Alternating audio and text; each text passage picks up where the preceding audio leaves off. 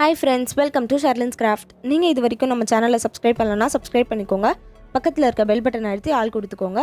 Mothers டேக்காக ஒரு card ready பண்ண போகிறோம். அதுக்காக ஃபஸ்ட்டு வந்து ஒயிட் கலரில் பேப்பர் எடுத்திருக்கேன், நார்மல் பேப்பர். இது வந்து இந்த மாதிரி உருட்டி ஒரு ஸ்டிக் ரெடி பண்ண போகிறேன். இப்போ வந்து ஒயிட் பேப்பர் ஸ்டிக் ரெடி பண்ணிவிட்டேன், ஃபெவிகால் போட்டு ஒட்டிக்கிறேன். இது ஒரு ஓரமாக வச்சிடலாம். அடுத்தது வந்து லைட் பிங்க் கலரில் ஒரு பேப்பர் எடுத்திருக்கேன். மார்க் பண்ணுறதுக்காக ஸ்கேல் பென்சில் எடுத்திருக்கேன். இதில் வந்து 6 சென்டிமீட்டருக்கு நான் வந்து மார்க் பண்ணிக்கிறேன். இன்னொரு சைடும் திருப்பி அதே மாதிரி 6 சென்டிமீட்டருக்கு மார்க் பண்ணுறேன். இப்போ அந்த 2 டாட்டையும் வந்து ஜாயின் பண்ணுற மாதிரி ஸ்ட்ரைட்டாக கோடு போடுறேன்.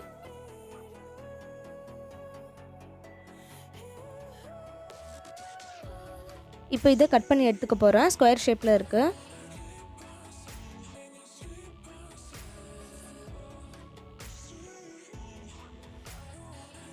ஓகே, இப்போ இதை கட் பண்ணியாச்சு. இப்போ இதை நான் மடக்கிற மாதிரி மடிச்சுக்கோங்க.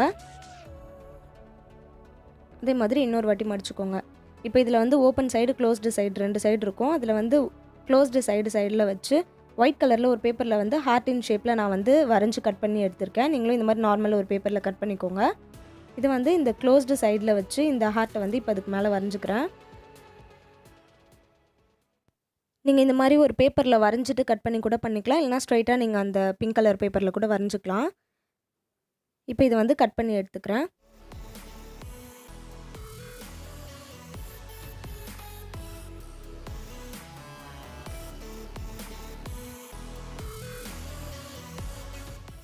ஓகே, இப்போ இதை கட் பண்ணியாச்சு. இப்போ இதை ஓப்பன் பண்ணால் இப்படி ஃப்ளவர் மாதிரி இருக்கும்.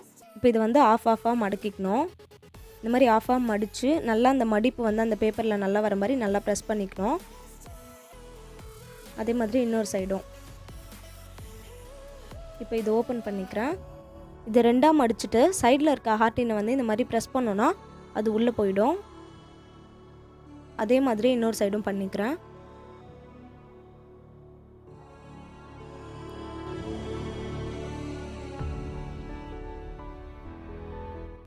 இப்போ இதை ஓப்பன் பண்ணால் அழகாக இந்த மாதிரி வரும்.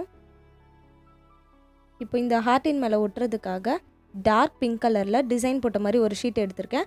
நீங்கள் இந்த ஹார்ட்டின் வந்து எந்த கலரில் பண்ணுறீங்களோ அதுக்கு மேட்ச் ஆகிற மாதிரி ஏதாவது ஒரு கார்டு மாதிரி எடுத்துக்கோங்க. இதை பேக் சைடில் திருப்பி வச்சு நம்ம கட் பண்ணி ரெடி பண்ணி வச்ச அந்த ஹார்ட்டினை மேலே வச்சு வரைஞ்சிக்கிறேன். இப்போ இதை கட் பண்ணி எடுத்துட்டேன். இப்போ இந்த ஹார்ட்டினுக்கு மேலே இதை ஒட்ட போகிறேன். ஃபெவிகால் போட்டு இதை நான் ஒட்டிக்கிறேன். இப்போ அது நல்லா காஞ்சிடுச்சு. இப்போ பிங்க் கலரில் ஒரு டார்க் பிங்க் கலரில் ஒரு பேப்பர் குட்டியாக எடுத்திருக்கேன். அதை வந்து சென்டரில் வந்து ரவுண்ட் ஷேப்பில் கட் பண்ணி ஒட்ட போகிறேன்.